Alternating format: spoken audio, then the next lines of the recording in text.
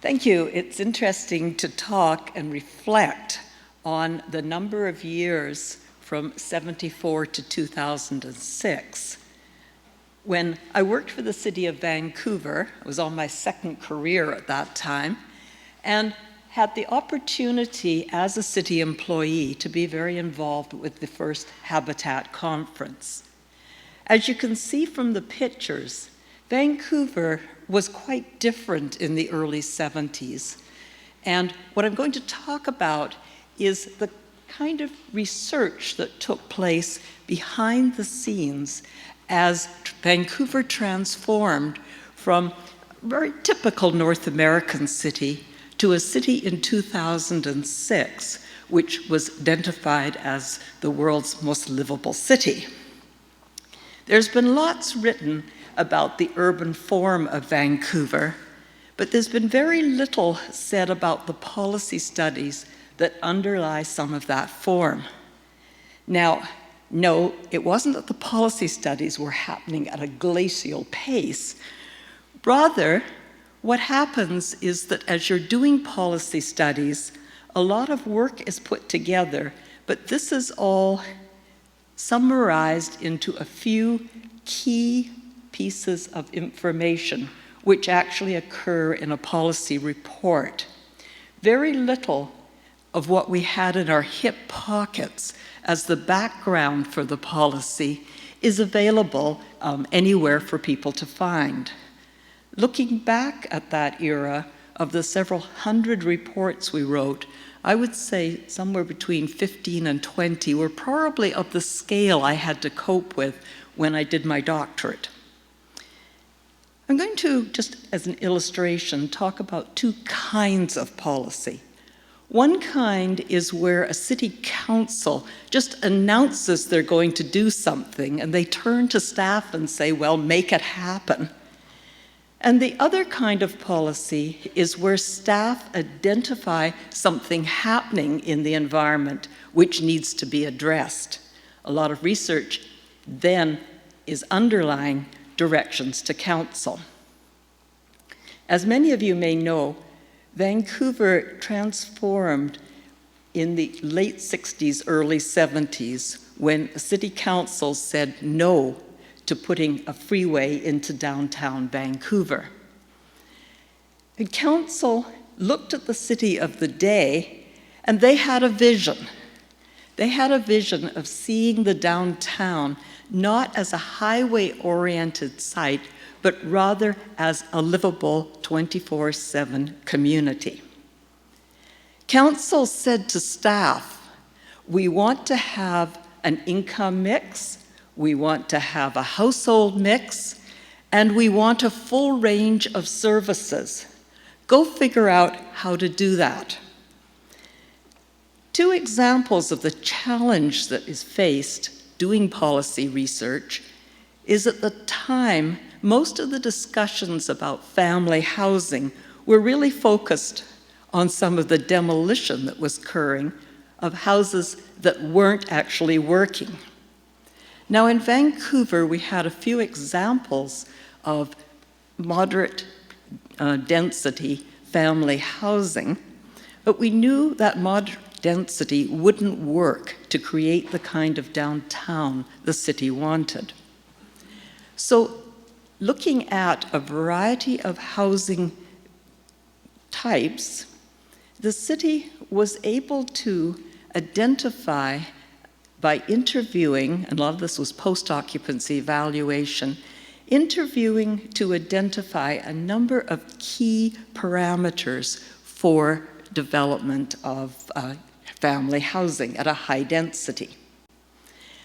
The advantage of working in government that it's not just the access to people to interview, but also the access to architects who volunteered their time to take the draft design guidelines and actually try them out. And the money being available to hire quantity surveyors to actually see what it cost to develop housing under these design guidelines, which were then approved by council and interestingly reproduced in Japanese, since it looked to other countries that these had currency elsewhere. Accompanying the urban forum research was also a lot of research into who lives in non-market housing, what some of their needs were, and it's amazing as you do this, having the numbers in your hand and able to give them to your politicians to go and lobby in Ottawa. One of these studies ended up resulting in over $900 million worth of funding to nonprofit and co-op housing over a 35-year time. We were also able to look back, and if the intention of housing a mix of families, which was roughly comparable to the red line of the broader metropolitan area, was to be achieved. In fact, we found we were able to do that in Falls Creek by having the combination of house form and funding available to do it. One of the advantages, again, about working in government doing policy work is it's like a big urban laboratory. You get to actually try out what happens. And post-occupancy evaluations on the south shore of Falls Creek were undertaken before adjusting the guidelines for the north shore of Falls Creek. So while the actual form of development came from elsewhere, making the insides of that houses work for families and making the services work for the whole community was part of the kind of research you can do in government. In fact, council said, make sure that you have a full range of services, which is reasonably easy to do on a large site because you can require the developer to do this. Much more difficult to do when you get into small sites in the community where no site is large enough to actually house the kind of services that are needed for a full community. So for small sites, the kind of analysis we were doing was to say, what's the cost of providing services, getting consultants to assess the market impact of various kinds of charges, talking to the community about their priorities for services, and out of that, getting policy directions to ensure that as new growth happened, the services accompanied it. Also, the ability to do the analysis to say, where would you locate more funding for services to ensure that the community had the resources and the services to meet new demand. Now, those were the kind of work we did where council was really pushing and wanted the answers. Let me give you two brief examples where, as staff with a policy interest, you can look at a different direction. And for example, I remember one of my staff doing a bit of analysis in the downtown during the early part of the century and saying, you know, everybody wants to live downtown, and every time a site which had a choice of use between residential or commercial, what happened was the market built residential, and at the rate we were going, we figured that there might be very few sites for future economic development downtown. So in that case, a very typical research project was taking place, looking at the demand and supply of various kinds of sites for services in the downtown. One of the challenges, however, about doing policy research is at the end of the day, you're working with a public, often who are very concerned about losing value of their property. So a lot of the work was around dispelling myths. We found answers much the same way we would if it was working in an academic circumstance, but the results were ones that we could actually put into place by doing changes to zoning in, for example, the downtown. Finally, just as another example, I remember in the early 1990s, staff were looking at the challenges if we continued to redevelop industrial land for housing, and looked at the very low-density suburbs in Vancouver and said, couldn't we make more efficient and effective use of those areas? Now, every time there was a proposal to add more density, out came the picket signs. So we did some research looking at what indeed really was the impact of putting higher density housing in an existing low-density neighborhood. We looked at the economic, the social, and the environmental impacts, and really found the impacts people raised weren't borne out by their own admission later in the, after the building was built.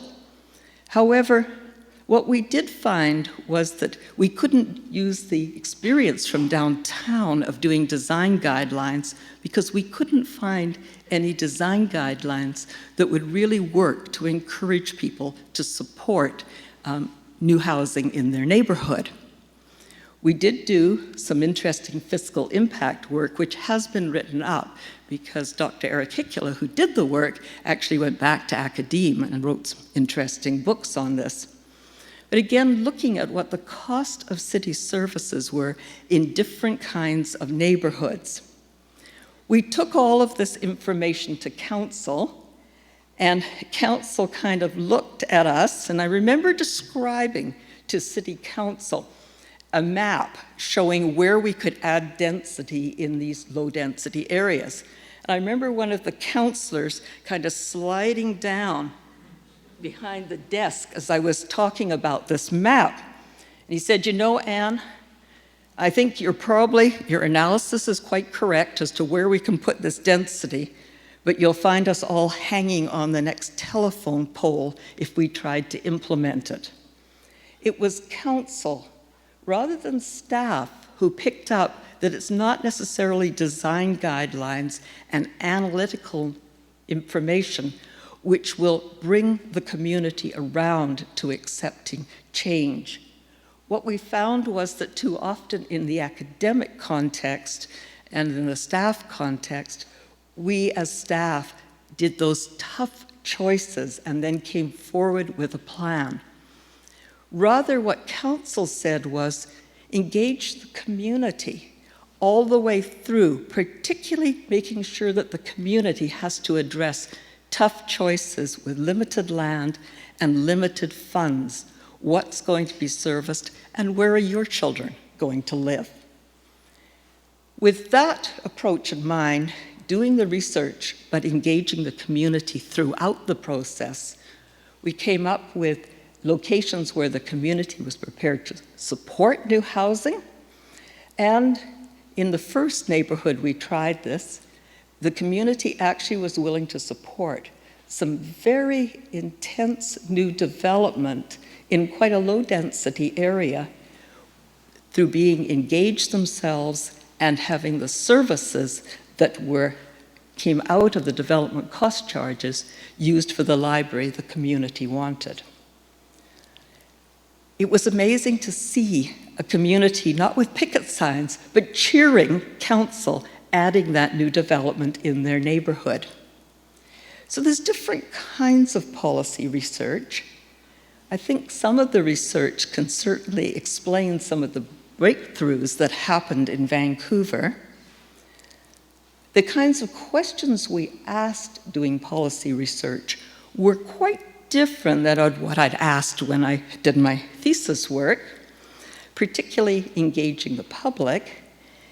But what we did find in looking and reflecting back on policy research as compared to academic research, you certainly have access in the city to many services and information that you don't normally have when you're doing your own research at the university. You have the funds to hire expert consultants, and you have the ability to test something in the real world. But you do have to respond to the time constraints and to the political priorities. We found it's not just about the numbers, it's also about bringing people with you as you work on those numbers. And I will conclude by saying one of the most important things was the role of City Council, certainly in Vancouver, being willing to experiment. It's an at-large election system, so everybody was concerned with every policy issue. And under the Vancouver Charter, there was no delay, as John talked about, in getting approvals. What we had was immediate council approval with no appeal to other agencies. You wonder, in academic work, you talk about peer review. I gotta tell you, policy work has a lot of peer review as well, both the community and council. But at the end of the day, the excitement is you can actually see some of your policy research happen in the real world. And that was, I think, the excitement about doing policy as opposed to academic research. Thank you.